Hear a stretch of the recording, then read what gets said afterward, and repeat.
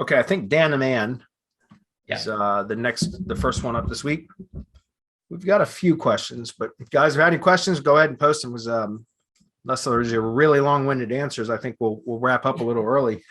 So post any questions you have. But Dan's question, and this is a good one. He says, I have a new client who needs citations cleaned up as they were using one name for their business and now are using another at the same address. They also have a registered massage therapist at the same address.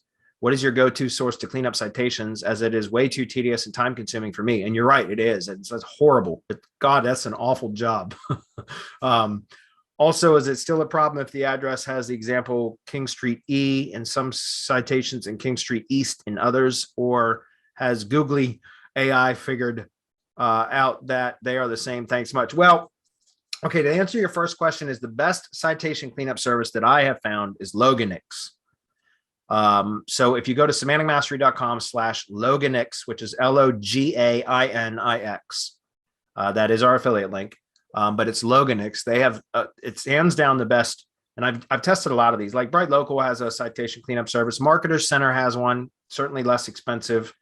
But if you have a client that has a serious mess and you want, in my opinion, the best results for that process, spend the money on Loganix. Remember, pass that expense off to your client. And here's another trick: sign up as a Loganix affiliate, because then you can pass the expense off to your client through your affiliate link, and not only will they pay for it, but then you get the affiliate kickback, right? And so there's a few ways that you can make money off that, right? You can mark it up as well. It's about, I think it's $600.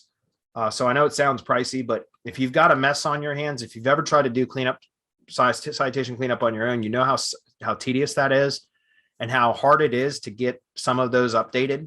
And it's not something, I mean, I think I'd rather eat a bullet than than do that myself personally. And like I said, I know there's other services that do it, but for example, one of my link building clients, we discovered that he had a serious NAP issue. And I recommended to him to use BrightLocal because he didn't have that many citations, but he had a serious NAP issue for the ones that he had published. And so I recommended he use BrightLocal for that. In BrightLocal, you can be a lot more selective and only pay per citation that you want corrected.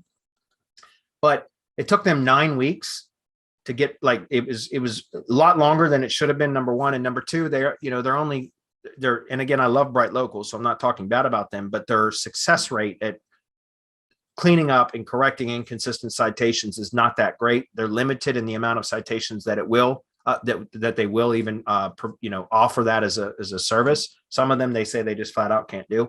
Where I found Loganix is a lot more thorough. So, and it's a lengthy process with them too, because they'll do at least 3 rounds of outreach to each directory, each site that there's an incorrect citation on, trying to get it resolved. And I think there are 3 rounds every 2 weeks. So so every 2 weeks they hit that director or that site owner again, asking to update the citation or delete duplicates and that kind of stuff. So I highly recommend them. If you ask me who the best go-to service provider is, that's it.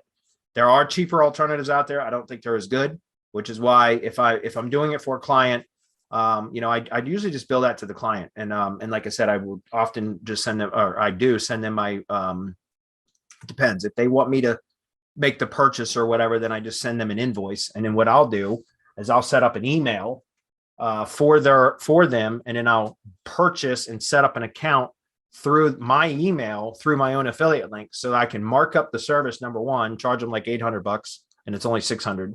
And then I also get an affiliate kickback from it too. So it ends up being, make a little bit of money on it, as well as they do a really, really good job. So that's what I would recommend. As far as King Street E versus King Street East, it's not as much of a problem as it used to be. Google has certainly gotten a lot better and smarter, for sure. There's no question. I do recommend that you still try to keep your punctuation and everything as accurate as possible. But that King Street E versus King Street East is that's not something I feel like is a huge issue. I know that because I've seen that. Also, just sometimes even just formatting. Like, I don't know if you've seen, sometimes the suite number will be before the street address as opposed to after the street address, which is how we typically see it. And I've seen that that's not really caused much of a problem either. And I think it's just because Google does recognize that it can be formatted either way. I don't know that that's 100% true, but I've not seen that causing a lot of problems. So I think, Where it makes a big difference is if the street is misspelled entirely, right? Or you got two different addresses, that kind of stuff. Having two businesses at the same address isn't an issue as long as they have two unique business names, two unique phone numbers, and two unique web addresses. Does that make sense? So again, I've talked about this before, but really when we talk about NAP, name, address, and phone number, there's really 4 data points because it's name, business name, phone or address, phone number, and then the website address. And you can have one common data point across those 4 before it starts causing NAP ambiguation issues, if that makes sense. So, it can have the same business name and different street addresses, phone numbers, and web addresses. In the case of like a business with multiple locations, you can have the same business name, but have different, each GMB would have its own, unique physical address, unique phone number, and unique landing page. So website address, that's fine. There's no ambiguation issues there. You could also have multiple businesses at the same address, as long as they each have their own unique business name, they're going to have the same address, but then unique phone numbers and unique web addresses. That won't cause ambiguation issues. It's only when you have 2 duplicated data points within those 4 that I just mentioned, name, address, phone number, and web address, that it really starts to cause problems. So I wouldn't worry about that either. Okay. That was a pretty good question.